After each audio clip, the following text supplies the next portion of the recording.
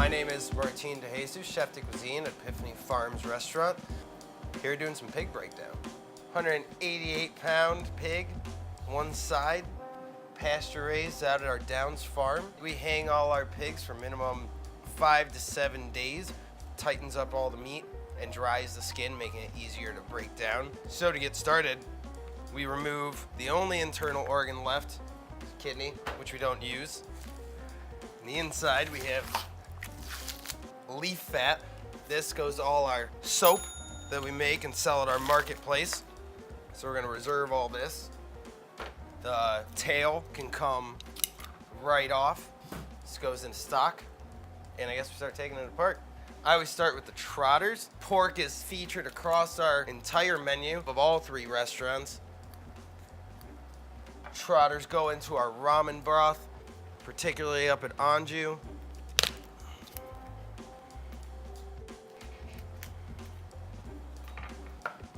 We have shanks for filled pastas, like cannelloni that you might find on featured down at Epiphany, or if we make carnitas.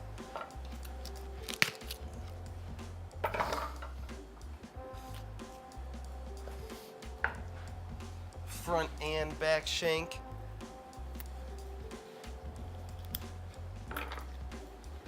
It's our trusty clippers that clip through the joints that want to be stubborn.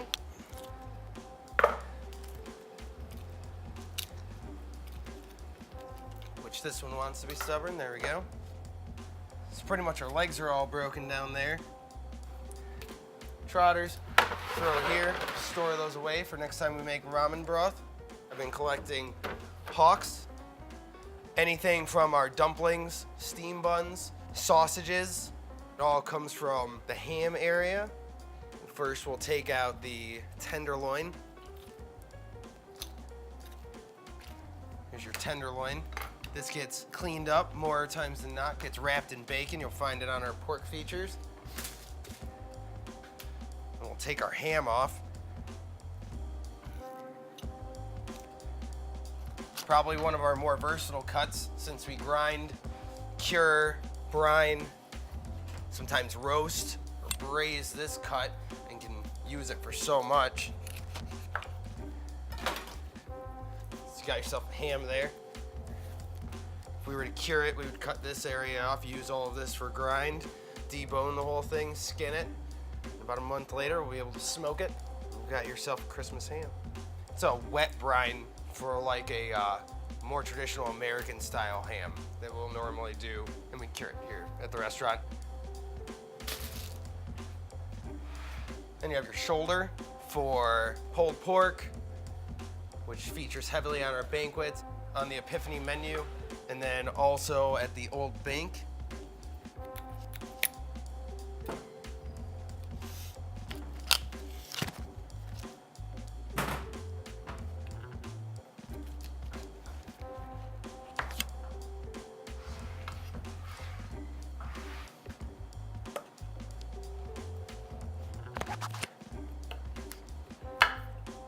Got your shoulder, very start of your loin right there, the top of your ribs. Oh, that's real good meat. On the top here, you have your copa, which is sometimes featured. Sometimes we'll do a dry cure on them and make forms of charcuterie, but a lot of times I cook them sous vide and we serve them on our pork features. And then the most important stuff that everybody worries about, the pork chops, the loin, and the belly for bacon.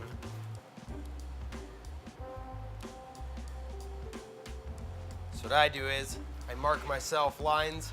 We've got all our rib bones, and I know that I want a bone in pork chop, so I mark it. It's about where I want the bones to start. Check my loin on this side, and your chop is on the other side. Cut straight through.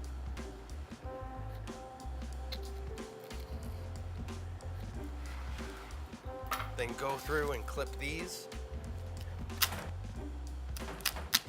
Pork is such a versatile product, we're able to really utilize them as much as possible here at all of the restaurants. They also are great for us to raise on the farm. They have short breeding cycles. They produce a lot for us. we're very fortunate to be able to raise the hogs that we do.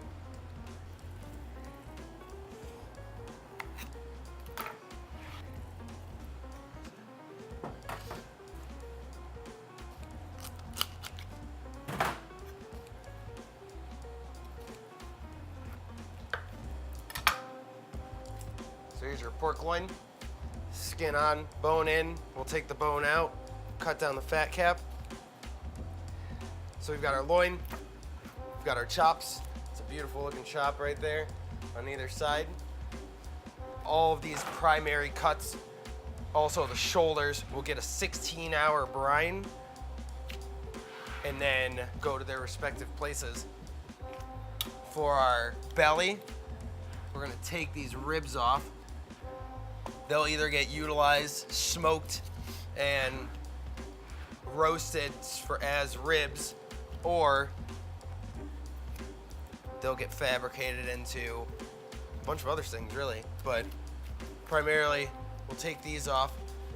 These will get rubbed down for a rib preparation. And then you've got your pork belly ready to be braised and put in a ramen, ready to be cured and smoked to make bacon. The most important thing is we have to take the skin off. That's the reason why we hang them. The skin's really dry, but when it's nice and dry, the knife glides right underneath it.